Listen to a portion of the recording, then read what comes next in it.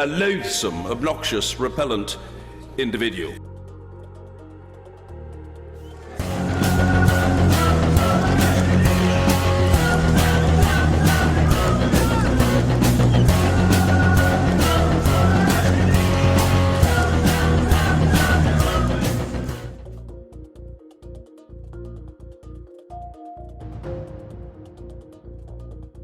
It's infuriating, that's what it is.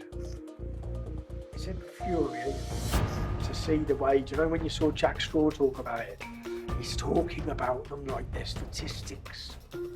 The biggest victims of Islam are Muslims. Muslims are people, and the left can't get their head around this. Muslims are people. If you hate people, that's bad. Islam is an idea. Every idea is there for scrutiny and criticism and mockery if you want. And I spoke to her about my town. I spoke to her about Qadir Basque. I spoke to her about Luton Islamic Centre. I warned her and I begged her.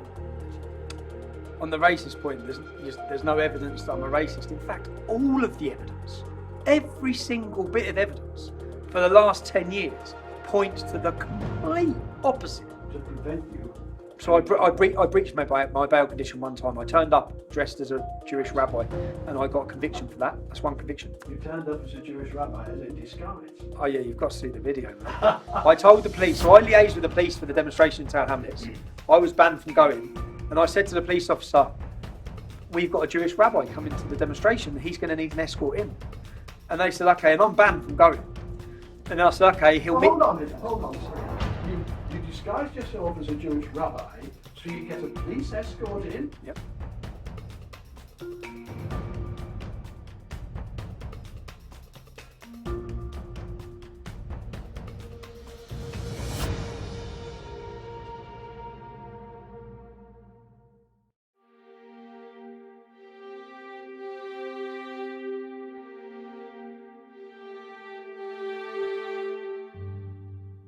Is very urgent business, ladies and gentlemen, I beseech you.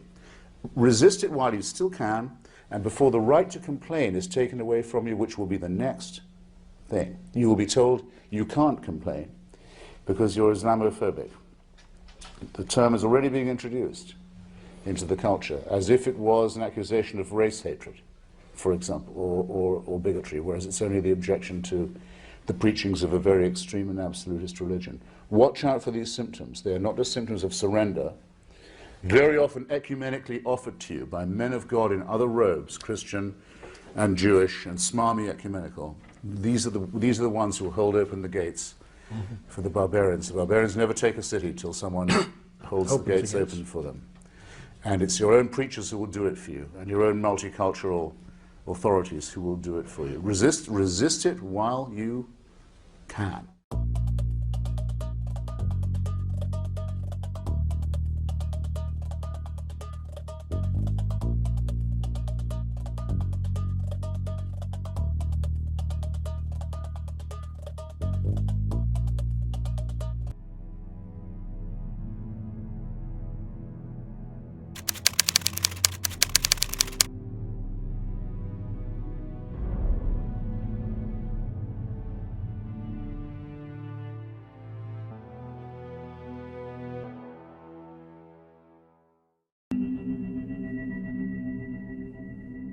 Seven years after shelving a potentially explosive story, journalist Andrew Norfolk found his conscience calling him. As the years went by, I had this very uncomfortable feeling like I hadn't done my job. I was on a long weekend. I was driving up to Scotland. I had the radio on. A news item came on the BBC. Greater Manchester Police have been describing how a 14-year-old girl was forced to endure an absolutely horrifying ordeal after being forced into prostitution. The vulnerable teenager was targeted with vodka and cigarettes after she was spotted wandering the streets before she was made to have sex with a string of men. At no stage in the report had the names of the defendants been read out. I'm sitting in my car in the middle of nowhere, and I'm thinking, you've not heard a word about this case until 5 minutes ago. And yet, with every fibre of my being,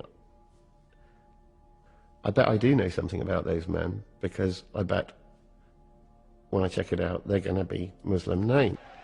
As Andrew set to work, demonstrations were sweeping across the country, led by the emerging face of the far right, the English Defence League.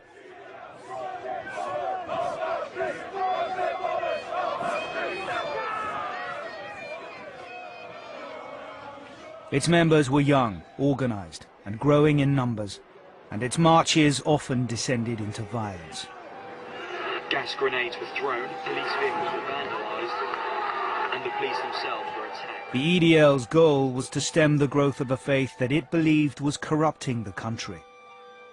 And in the grooming of white children, they saw not just a crime, but evidence of a broader Islamic agenda.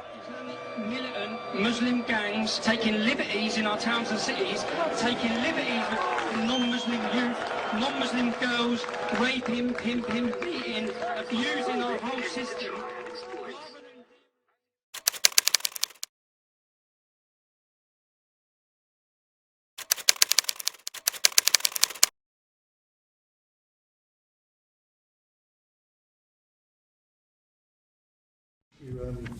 Paragraph 5.3 of the report says that in 2008, an 11-year-old girl came to the attention of the police after she disclosed that she and another child had been sexually abused by a group of adult males.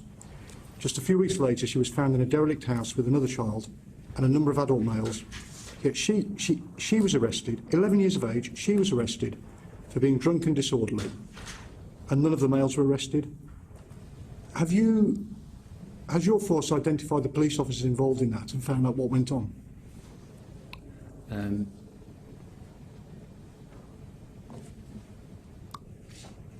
I don't know. Okay. Don't know. All right. In paragraph 5.21... Sorry, will you find out? We will. Apologies, and come and tell us next week. We can't have a don't know on these issues. Correct. I will have an answer to that question next week. Paragraph 5.21 shows how a police officer dismissed the case of a 12-year-old girl who'd been having sex with up to 5 Asian males because he said she had been, quote, 100% consensual in every incident. 12 years of age?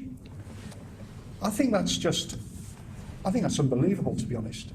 Have you identified who that officer was and found out what happened there? Can I just make one thing clear?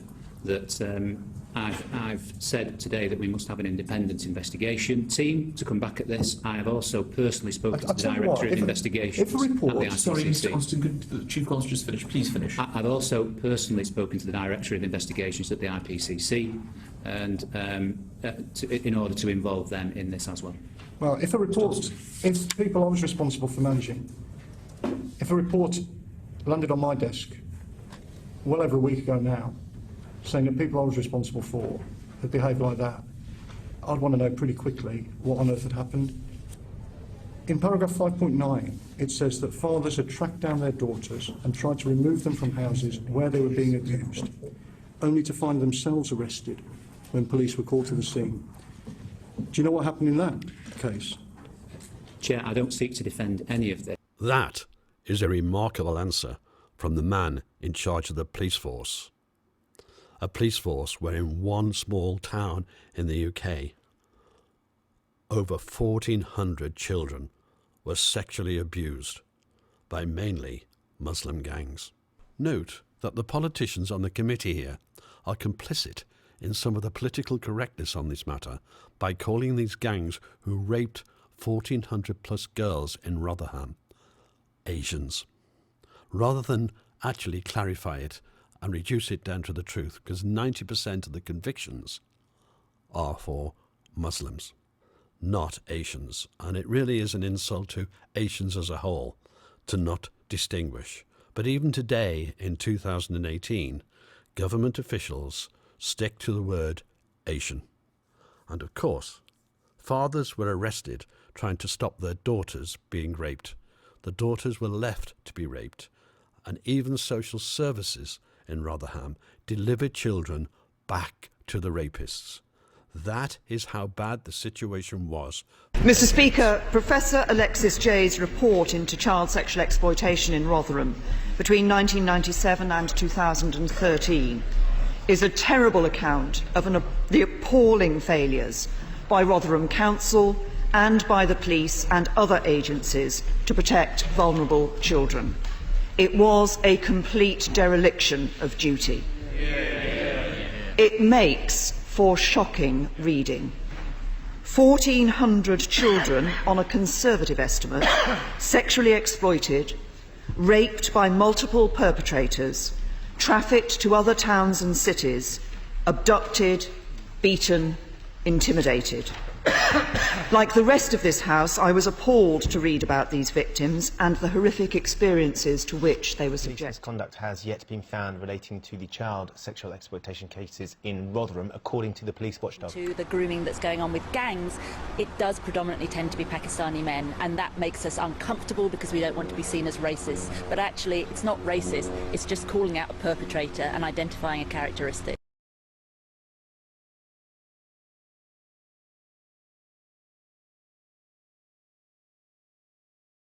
England has their own problems with Muslims up in northern England raping little white girls. They don't want to talk about that. Oh, come on, Ryan. Come on, Ryan. Actually, no, that's not true. As you know, that's not true. Pakistanis do not rape white girls in Rotherham, England. I'm not even going to engage in this conversation, Ryan. It's really beneath me and beneath you as well. Brilliant. Yeah, great. Yeah, because we're trying to get past the media bias on organisations like this. The minute they open their mouth, none of these people listen to that anyway. We have BBC News here. The only reason why we have to come is because of how bad they are. When you describe this crowd, how are you going to describe them in your news report? Well, we're going to call them what you've labelled yourself, which is an anti-extremist movement. When your news report comes out on this, will you mention the word far right? If people have labelled it as such, then we have to reflect that. No, you should report and reflect what you've met and seen today. Have you seen far-right demonstrators? But if people label it as such, if I label you as a nonce, would you report that you're a nonce? There's no truth in this, is there? What you do is word association, which is what all of your media do against ordinary people. These are all ordinary people who have come out to demonstrate. You all do word association of racism, of far right. You've got ordinary people out demonstrating against terrorism, and you, every time the mainstream media, you brand them, and it's not fair, it's not right, and you know that because you're on this demonstration. So equally, I'm sure you know where those labels come from. You have, calls for tighter immigration.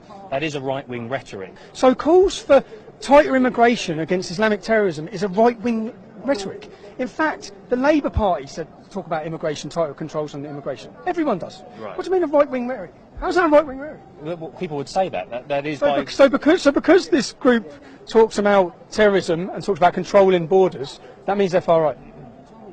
It's a far right. Yeah, they could be. This is what you're up against. This is what you're up against. This is BBC. So if someone identifies as wanting to stop Islamic terrorism and controlling your borders, it's far right. It would be labelled as such. By people like you! But if my opinion is absolutely invalid, it's about getting... You're reporting for the BBC, you're lying for the BBC, you are officially fake news and you're demonising so many innocent people. Right. You make it impossible for people to talk. You do that. That's who you are. You're here to try and get bad footage, that's why you're here. Right. That's your agenda. You have an agenda. You're frustrated with the media, from what I take from this. You have a complete agenda when you come to these demonstrations. And you usually don't even report. If you can't get any bad footage of today, if you can't get violence, you don't report. Do you think there would be violence today? I mean, it's been peaceful so far. No, not unless far left demonstrators are allowed to get up and throw things at people, which is what usually happens. So if the police want to stitch the organisation up, which we see time and time again, then we'll see. But you are all part of the problem. In September 2016, a Muslim sergeant called Javaria Saeed actually became a whistleblower for the allowance of extremist Islamist ideology within the London Metropolitan Police. She was, of course, stonewalled at every avenue until she felt she had to become a whistleblower to the press to let people know what was happening. Well, to start off with, the first day that I joined the unit, I was told by an officer to get down on my knees and beg God for forgiveness for the way that I choose to make my decisions as a Muslim woman. And then later on, there were comments around FGM, advised to other police officers that FGM is a clean and honourable practice in Islam and we should be careful not to criminalise it. This was a unit set up to presumably engage with people within the Muslim communities within London and also to protect Muslim women from being victims of FGM and also of domestic violence. That's right. The unit was very... Now imagine growing up in that environment. Imagine growing up in an environment where relatives are raped. Imagine growing up in an environment where friends are killed. Imagine growing up in that tough world. Well, one person did, and he goes by the name of Tommy Robinson. And for being a whistleblower, the state was to turn on him.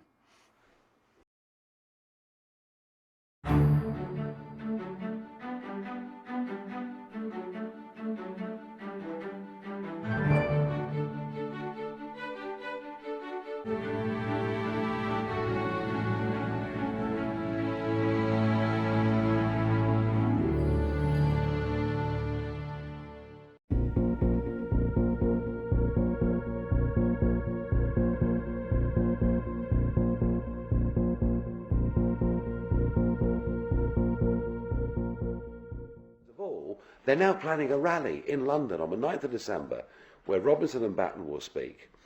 It's a march through Westminster. I know what will happen.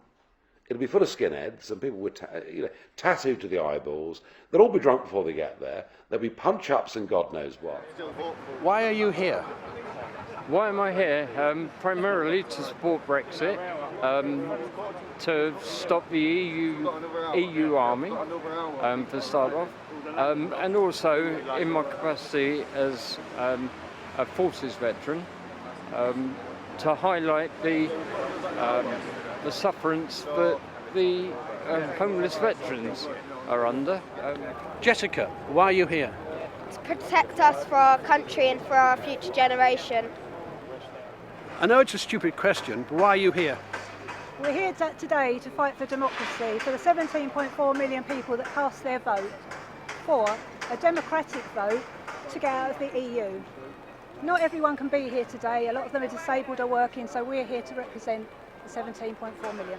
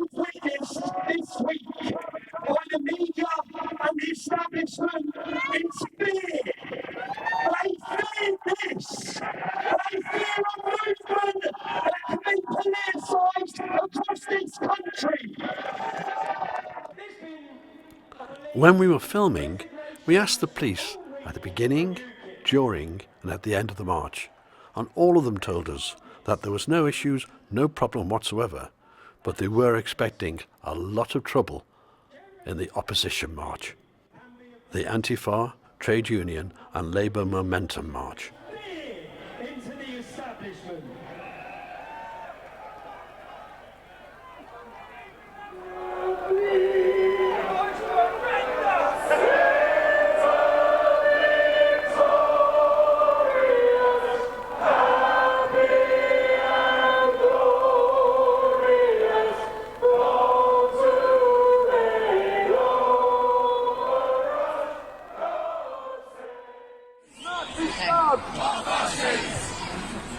Tommy,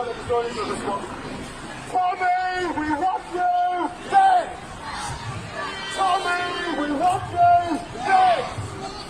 Tommy, we want you dead!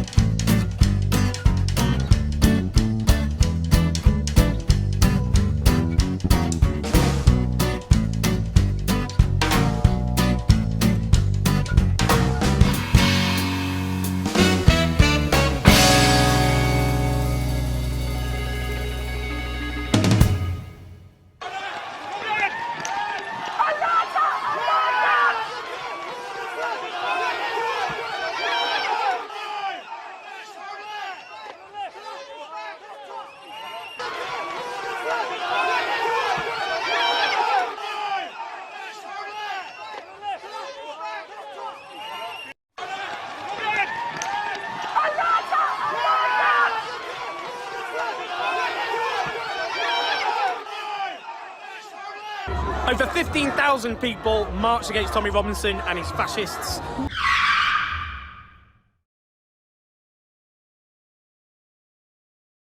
Only 3,000, some are saying only 1,500, marched for Tommy Robinson, that convicted fraudster and thug and his fascists. A total and utter humiliation for Tommy Robinson and his band of fascists.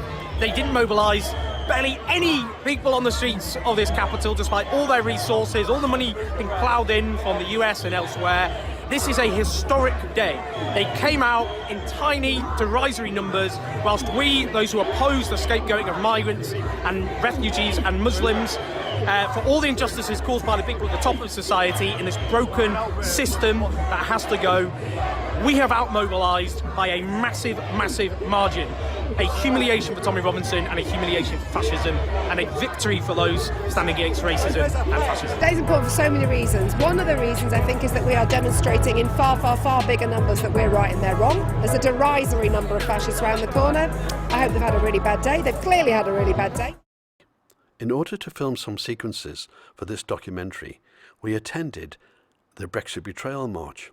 And frankly, we were shocked, absolutely shocked, by the coverage of the mainstream media and the lies and distortion that they gave to the event. We are also shocked by the behaviour of the Antifa, the trade unions and the Labour Party and Momentum in relation to the march that tried to stop you speaking. Are you used to this now? 10 years I've had of this. I thought the media there were there to report the news. I always thought journalists were there to report the news. It was only after years of activism I realised that was completely the complete opposite. They're there to paint a narrative and give people through an agenda and show the narrative they want. Now, the only good thing is with the power of social media, that people get to see the other side of the story. We always try and show the other side of the story ourselves. So anyone who sees that, for example, outside my court case at the Old Bailey, the media reported 250, 350 people. Anyone who watches one of our videos saw thousands there. So then they straight away question, why are the media lying? Why are they lying and what else are they lying about? But for you, come in for your first time, I understand how confusing it is.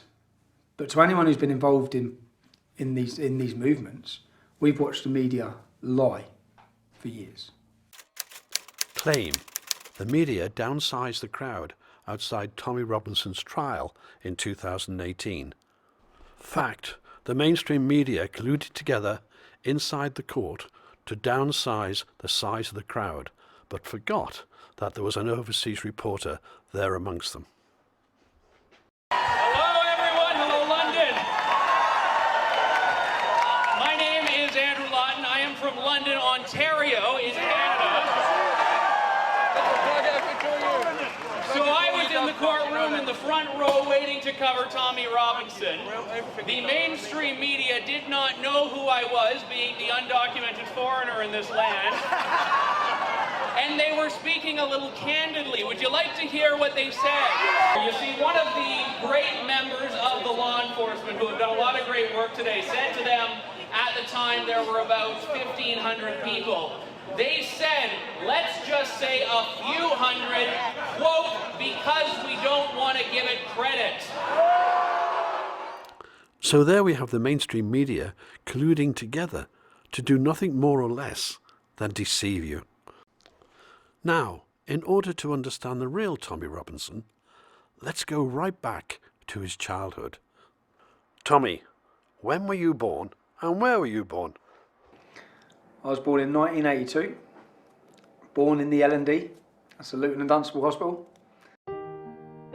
Who we know today as Tommy Robinson was born as Stephen Yaxley, but his father left him at the age of 2. And his stepfather had the name Lennon. And this is who Tommy regards as his real father, the father who looked after him and nurtured him, and so he adopted the name Stephen Yaxley Lennon. He grew up in a closely knit working class community in Luton, one of the poorest towns in the UK. We know him today as Tommy Robinson because when he formed the EDL, he decided to protect his family by using a pseudonym. Tell us about your early childhood and maybe how your early childhood has in some way influenced the man you are today. I'd say your life experiences. I hear so many people telling me. I had a debate with an expert on multiculturalism. I asked him where he was. He was sitting in Brussels. I asked him where he was from. He said Exeter. I said, you're the expert on multiculturalism, you're from Exeter. Exeter is 99.9% white Christian English. I'm from Luton Town. When I was born in 1982, there was 1 mosque. There's now 35. I've seen and watched the change my entire life. I've grown up. Luton is one of the most diverse towns in Europe. We have everybody, every culture. We have some, like the people I love, the people I've been brought up with, the people I associate or call my family. My friends are my family. St. Lucian, Jamaican, Italian, Bulgarian. My mother was an Irish immigrant. Luton is a town of immigrants, that's what it is. And through growing up in that town, you get to understand multiculturalism. You understand that, and I actually myself, and a lot of people don't understand this when I say it, when I hear world leaders, when I heard David Cameron say multiculturalism's failed, when I heard Angela Merkel say multiculturalism's failed, to me that is a weak way of accepting Islam's failed. Because growing up in Luton, all those cultures, all those other ethnicities, they've all gone like that together. They're all my friends, they're all my family. But people call you a racist, and you're now telling me you've got black friends, brown friends? I've never understood racism. I've never understood it. And I've never seen it. There's never been racial tensions in my town. And that's because growing up, I grew up, and the men I aspired to, the men I looked up to, whether through the football culture, the football hooligan scene in Luton as a youngster, and that come about because a lot of my older relatives, my mum's one of 9 children, and a lot of my older relatives and cousins and uncles were involved in the football scene, and the people I looked up to were West Indians, Yardies, because Luton's football element has always been completely multicultural and always clashed with the far right, because back in the 1980s, certain hooligan elements were far right, and Luton would always be a big day out for them, for the racists coming to Luton. So Luton's always battled racism. The men of Luton, the English, the white men, have always battled racism. So for me to be called a racist, amongst my friends, we laugh about it. Amongst my friends, because even yesterday, even last night, Luton were playing at home. I've got a friend who's English, but his family have come from Jamaica. He's a massive 6'5" lad, and he's walking in front of my car as I'm coming into the stadium. And I spoke to him, and I'm bibbing, and he shouted, "Fuck off, you racist!" But he's turned around, and we're both laughing our heads off. And so amongst all my pals, we joke about it. It's a joke in Luton because everyone in Luton knows me. Everyone knows me as a youngster. Then tell me, how do you feel when people call you a racist? It's insulting. It's infuriating, actually. It's infuriating. Because, and in fact, trying to understand it. And when I first started the United People of Luton, I was asked for my first interview. And I didn't know anything about right-wing, left-wing politics. I didn't understand certain media. I didn't understand The Guardian was left wing, the Daily Mail was right wing. I never understood any of that. I never read any of them. I didn't care. I was on a building site. I was not bothered or interested at all. And I went for my first interview with The Guardian. And I sat down and I went with my friend who I saw last night. I went with 3 of my friends who were all black. And I sat down and I had this conversation and we sat there chatting, saying, just telling them why we're angry. And then when the article came out, there's no mention of the fact I turned up with 3 of clearly my best friends who are not white. There was no mention. There was labelling of far right and racist. And the shock at that moment, the shock when we first walked through our town in response to the soldiers coming under attack, in response, as a community, we come together and walk through our town with plenty of non-white friends. In fact, my friend Isaac lost his teeth that day by a police officer. So plenty of non-white people. We had signs that said National Front go to hell to let the far right know from the offset they're not welcome. And when I read the newspaper, racists. And to try and understand that as a young man, and then to witness it and the spread of it and the way that, do you know what it does? It infuriates me to the real victims of racism because it's an absolute insult to them. That attempting to discuss problems around an ideology can have you labelled and smeared as a racist by every celebrity or news presenter in this country. Yeah, it's infuriating. Well, you're a friend of Tommy Robinson, and apparently he's a racist.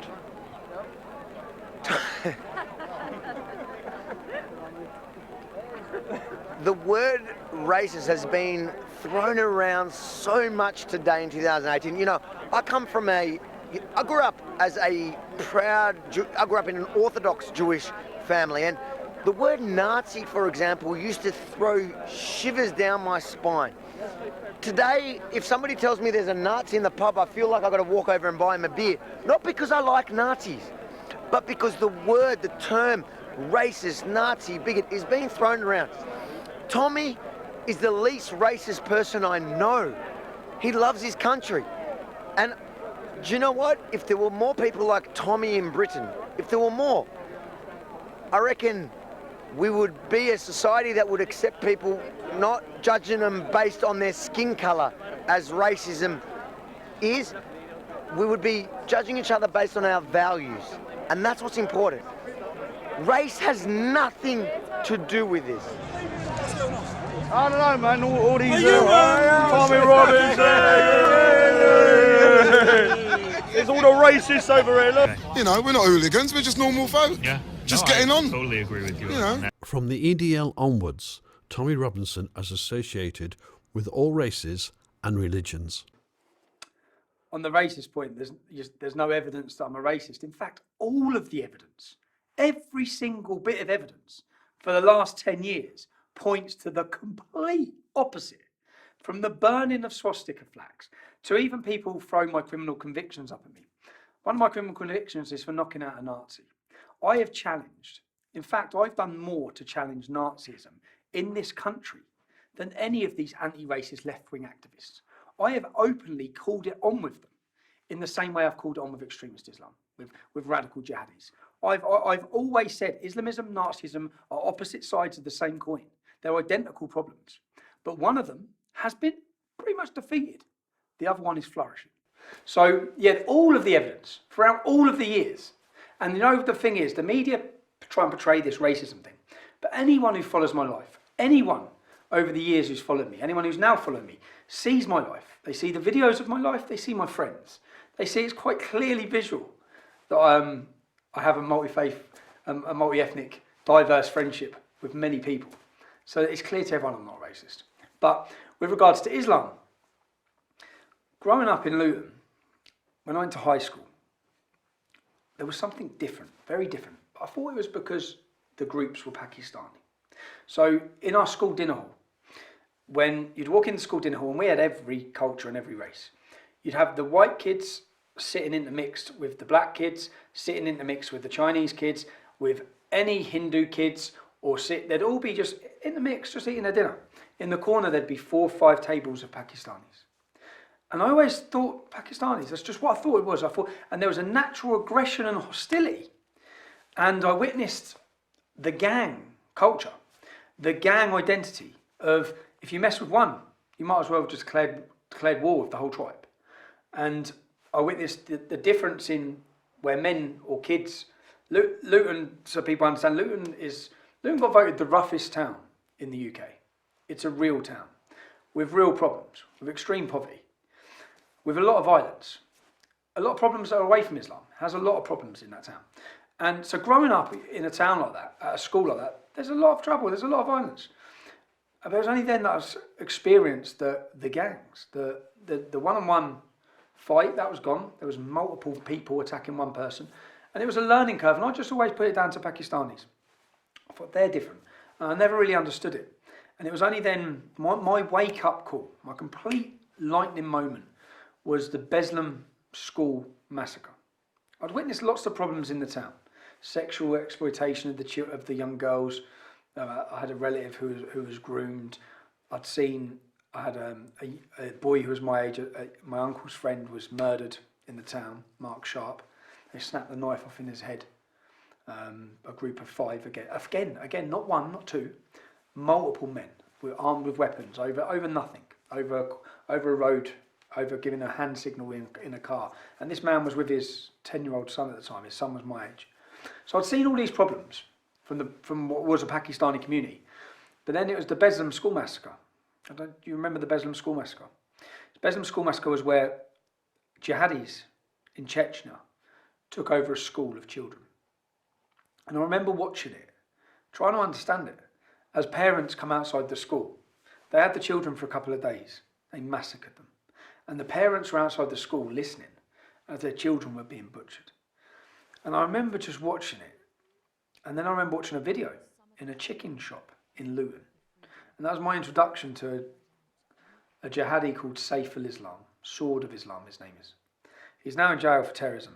In fact, he's the one who punched me through the car window, for anyone who's seen the video in Luton. Oh, because I know what you like, bruv. You have about 100 you in a minute.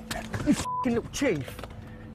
And I watched him sitting in a chicken shop saying that an attack like that on a school in England would be justified.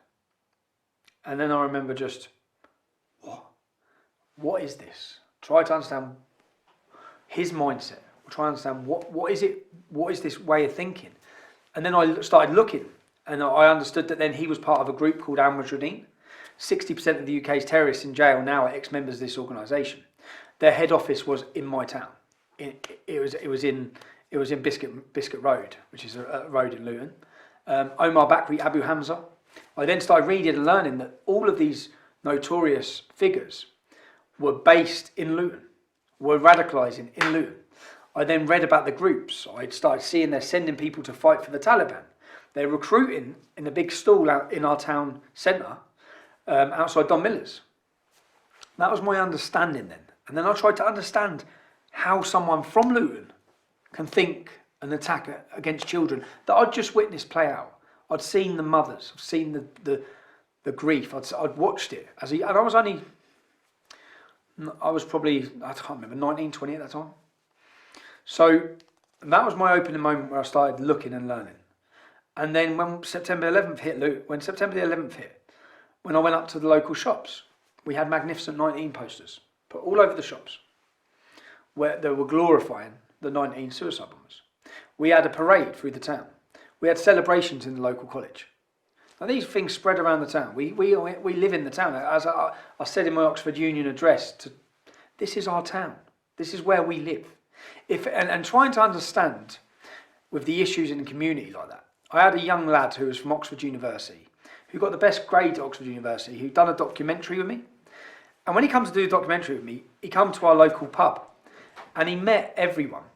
And he said, I've never had this. I said, what? He said, you all know each other.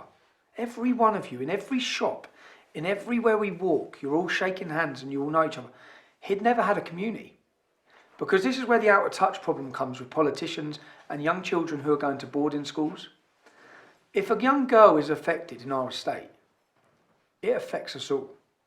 If someone's violently attacked in a racist attack, it affects every one of us because we all know them. We know their mums, we know their sisters.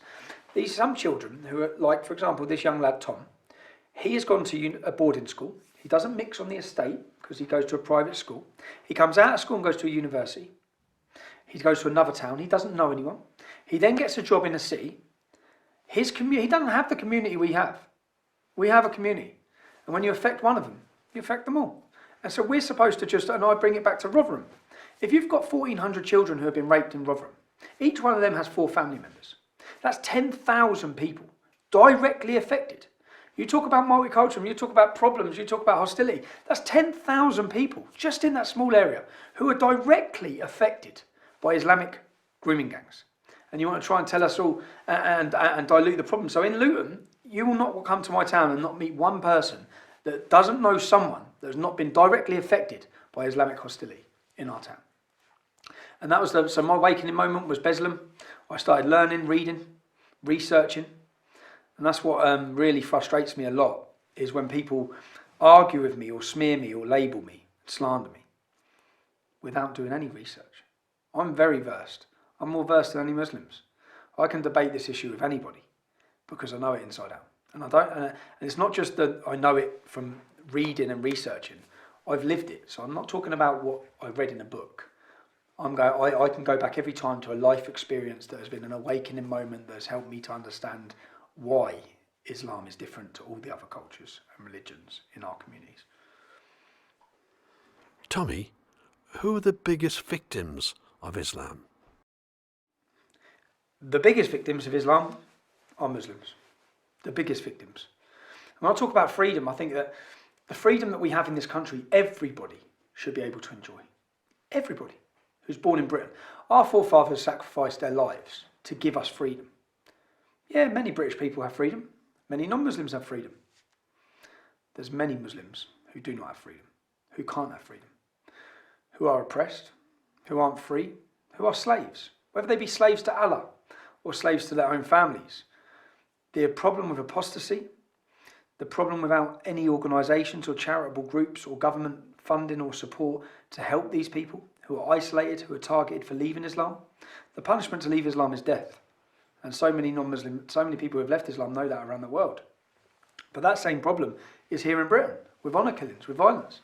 And again, every time I can give you an example. I was at a shop in just outside of Luton, and I walked out of the shop and a young Asian girl came up to me and said, "Tommy, Robert, I've been waiting years to see you. Please, please, please come back to my house." Yeah. I was like, "What?" I said, "No, babe."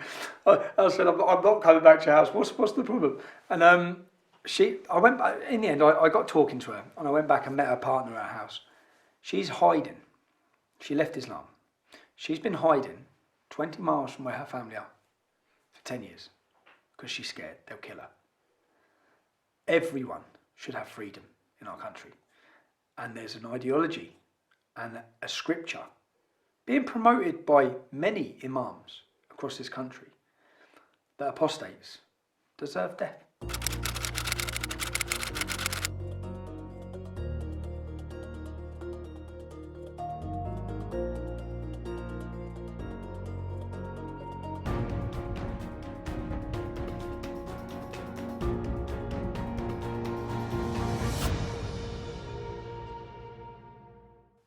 So, yeah, Muslims are the victims. And again, the biggest thing for people to understand is, I don't talk about Muslims. I talk about Islam. For the sole reason that I see Muslims as victims. Muslims are people, and the left can't get their head around this. Muslims are people. If you hate people, that's bad. Islam is an idea. Every idea is there for scrutiny and criticism and mockery if you want. It's an idea. You're free to pick fault with that idea. You're not free to promote hatred against people. So I don't talk about Muslims, I talk about Islam because of that. And many Muslims I think many of them are naive to the agenda of Islam. As I said, many Muslims I meet when I talk to them about Islam know very little about it. They know very little about Muhammad.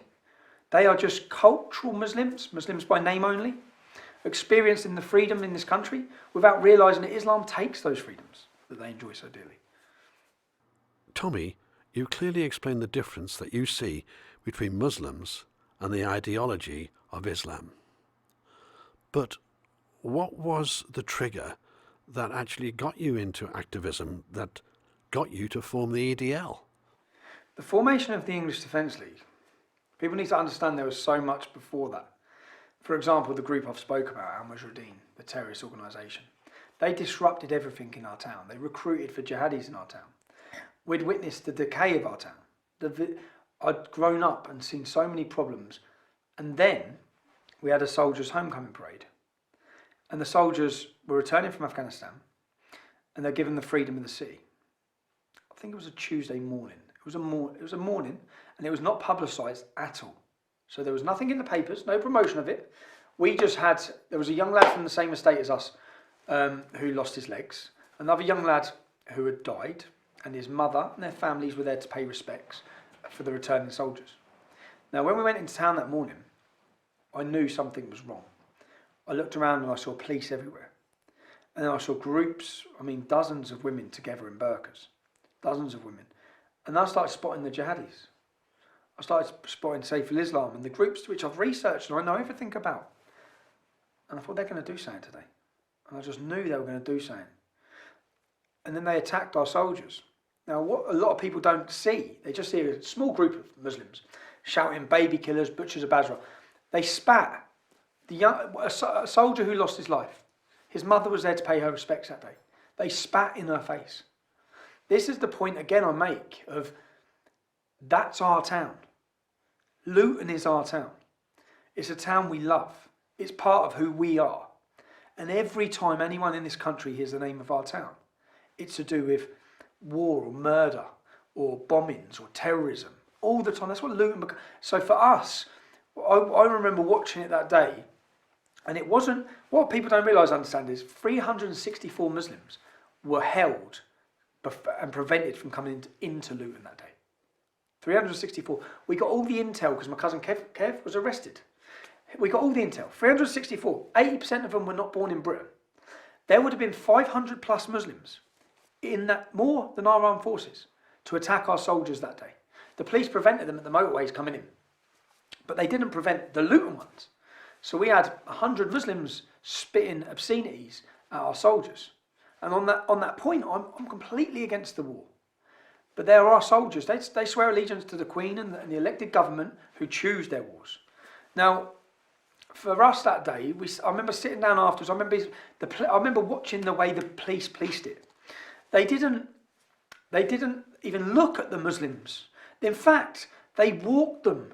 I watched them as they walked that group of vile, radical jihadis. It's the equivalent of walking Hitler's henchmen through our town hall.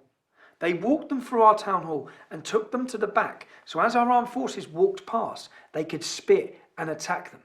They were walked through to do it. And do you know why they were walked through? Because never, up until that point, after the formation of the English Defence League, had the Islamic community been told no for anything. There's videos you can watch online of thousands of them walking through, shouting, bomb, bomb, bomb Israel. And then also shouting about Muhammad killing the Jews. They're shouting slogans about murdering Jewish people.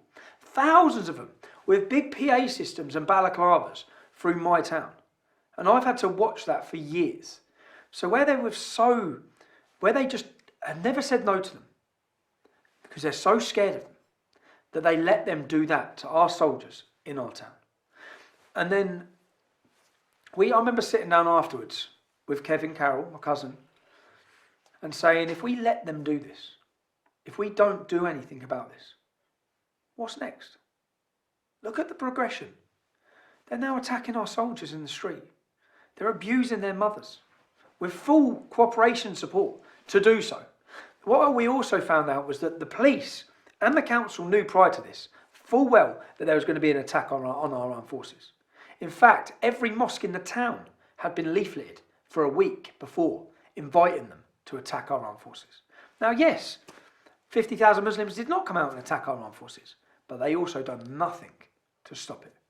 They knew that was going to happen. If we would have known that was going to happen that day, those jihadis would have never got near our armed forces. So after that, I said, if we don't stop this, if we don't make a noise about this, then what's next? A soldier's funeral? Will they turn up at his family's houses? And we've actually watched the progression from attacking our armed forces to setting fire to poppies, to beheading Lee Rigby. We've seen it with our own eyes. We've seen the path we've gone down. So that was the final moment. When they attacked our soldiers, we said enough's enough. We now need, and it was really, we set up an organisation called the United People of Luton. And it was for us to let the rest of the country know, and to let the Royal Anglians know, who we're proud of and who we love and who we are so proud of for protecting us and giving us our freedoms. We wanted them to know the people of Luton support you and love you and are grateful for the sacrifices you make when they're coming back, returning from war zones with friends and comrades who have gone. We want them to know the people of Luton appreciate that. Not the way it had been shown to the world. So then we organised a demonstration to show that, which was a calm demonstration where the police's reaction was to kettle us, to be hostile to us, to search us, to stop us. All the things they didn't do to those jihadis on that day. So then that very early on it became more about then the treatment, the unfair two-tier policing system that we live under in a town with an Islamic community. So then and it very quickly spread from this was a Luton issue, the United People of Luton. And then very quickly I began to realise that every town with an Islamic community, the non-Muslim community, were living under the same rules. Two-tier policing, two-tier funding, special treatment, hostility, rape, war, violence, all put on them, religiously motivated. That progressed into the English Defence League. But didn't you meet the Home Secretary, Theresa May, who is now our Prime Minister, at that time? Before we took to the streets in any way, we organised a petition and we asked our council to ban these jihadis from our town centre, to give them ASBOs. If two local young kids in our estate, at our shops, cause trouble, they will be taken to court and given an ASBO. They're not allowed to the shops and they're not allowed to hang around together. Well, here we have jihadis, men who are supporting foreign group combatants who are fighting and murdering our armed forces. We want them banned. Why should my mum, if I'm a resident of Luton, why should my mum, why should my daughter, why should any member of my family have to walk past these barbarians who are recruiting for war against us? Why? When we're at war with the IRA, would you let the Irish do that? No, you wouldn't. Why are these people getting a free pass? Because they hide under the banner of a religion. And so, yeah, we asked for a petition. We set up a petition. We asked them to be banned. And do you know what the police did? They come to our houses and they banned us. They gave us bail conditions for 3 months, banning us from our town centre. Which is why on our second demonstration, the balaclavas come out. That's why people see the pictures of the balaclavas. It's because many of us, like myself, were banned and not allowed into the town centre. But we want it, it's our town centre and we've done nothing wrong, and we were just trying to stand up against an evil within our community, within our town.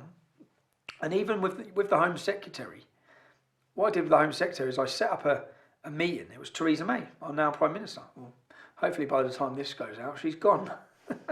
But I set up a meeting with one of her constituents, and then I turned up instead of him. And I bought a laptop and I bought information. And I spoke to her about my town. I spoke to her about Kadir Bask. I spoke to her about Luton Islamic Centre. I warned her and I begged her. And she said, my government have made it clear where we stand on Islamic extremism. I said, you don't understand. I'm living in a Labour town. And you can make your directive as a government. That does not filter down to my town. My council and my leaders of my town are in bed with them. And at this time, we had a programme called Luton in Harmony. The Luton in Harmony programme was to bring all of the town together. And one of the people at the head of this Luton in Harmony was a man called Kadir Bask, who I know, because I translated things on his website, I know he stands for murdering gays. I know he stands for oppressing women. I know that's a jihadi mosque. So I warned the Home Secretary, I tried to warn my town, I made leaflets. Years later, Khalid Masood, who the recent Westminster Bridge attack, who was he employed by? Kadir Bask, the Stockholm bomber. Which mosque did he go to? Kadir Bask. Recently, the Times newspaper done an expose on who? Kadir Bask.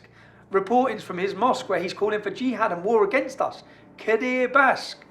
All the things I'd warned, and this is when it gets really worrying. This is when you're witnessing all of this.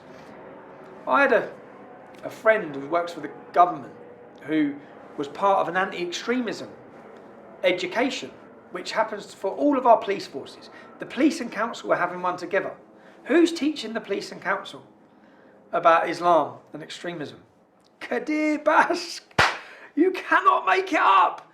Do you know when you know this man's a jihadi? When you know who he is, and you're trying to warn everyone about him and his mosque, and your council and your government and your police are being educated by him.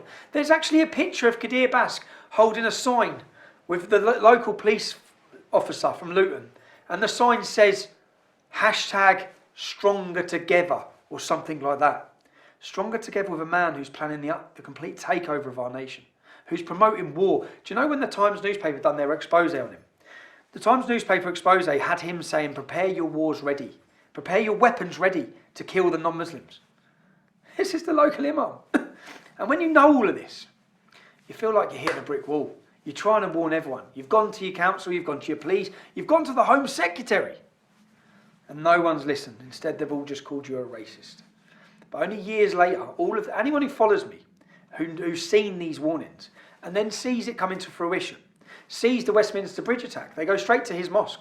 After the Westminster Bridge attack, I stood on Westminster Bridge, and I said, this attack will come from someone who was radicalised in prison, and it will be linked to Luton, Birmingham, and East London. They're the hotspots. The next day, the police raided Luton, Birmingham, and East London, and he was radicalised in prison. So again, it's if you're researching this, which I become obsessive in anything I do. I have not stopped reading, learning, listening, understanding, researching, even following. I followed it. I know every one of those jihadis. I probably know them better than the police. I know where they all are. I know the schools they take their kids to. Because I felt that's my job, and to protect myself, I need to know what's happening. But, yeah, so many problems, so little time. Tommy Robinson said that the group was becoming increasingly right-wing, essentially, increasingly extremist, and that he felt he couldn't deal with all of the elements in it. As I was talking about Tommy Robinson, asking your questions about him, he came knocking on our door, and now he's sitting here in the studio with us. He's joined in the studio now by Qadir Bash from the Luton Islamic Centre, who we had as an arranged guest on this subject as well. So we've ended up having a bit of a Barney about all of this. And just before the news, Qadir, you said that in an ideal society there would be punishments for example, homosexuals. And Tommy Robinson had put the point to you that this is why he was concerned by your ideology, which is why he was anti-Islamic and anti-Islamisation, and put Luton Islamic Centre in that camp. Do you understand why Tommy Robinson might be concerned by Islamic ideology when, even though you say we don't want it in Britain, you do use phrases like in an ideal society and then come up with a statement like that? Yeah, that's fair enough. He has every right to disagree and to criticise. For me, when I say ideal society, I mean an Islamic society, not a Western secular society where we live here at all. But you are here. I want to say, every Muslim, moderate Muslim, holds this belief as well. Well, ideally, would you? Well, answer that though. Okay, answer that first. Our local council, we're in Luton. Luton Borough Council have refused dialogue with me for 4.5 years, yet this man sitting next to me, whose ideal vision for this country would be homosexuals getting executed, it has a table at the seat with the council. He did just stress.